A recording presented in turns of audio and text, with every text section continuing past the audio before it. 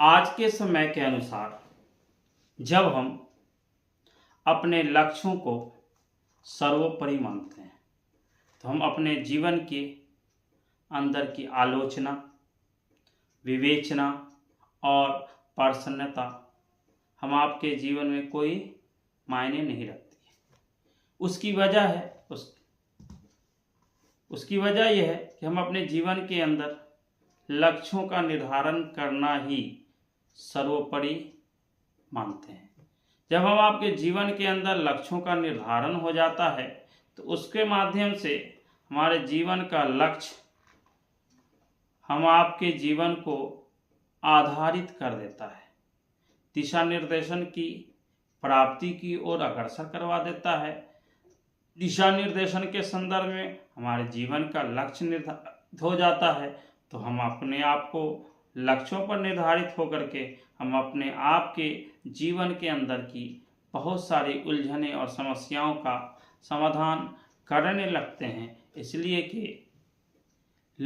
आलोचनात्मक व्यक्ति की आलोचना आपके साथ चलती रहती है, उस समय तक चलती रहती है जब तक सामने वाला व्यक्ति अपने आलोचना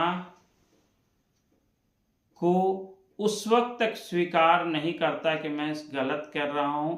जब तक आप सफल नहीं हो जाते हैं।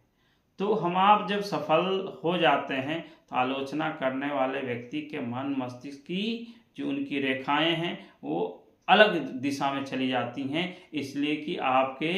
नज़र और नज़रिया उनका बदल जाता है। आपको जिस चश्मे से या जिस ऐनक से देख रहे थे वो ऐनक उनसे हट जाता है, इसलिए कि वो आपके जीवन को या आपके प्रयास को, आपकी मेहनत को हल्के में ले रहे थे।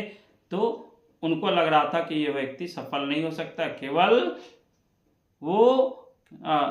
केवल दिखावा कर रहा है। और दिखावा पर आधारित होकर के आप अपने जीवन को सर्वोपरि और लक्ष्यों पर आधारित नहीं कर सकते हैं। इसलिए दिखावा आप कितने दिन करेंगे, 1 दिन, 2 दिन, 3 दिन, उसके बाद तो फिर सब कुछ क्लियर हो जाता है। इसलिए हम आपको भी अपने जीवन के अंदर लक्ष्यों को निर्धारित करना है और हमारे जीवन के अंदर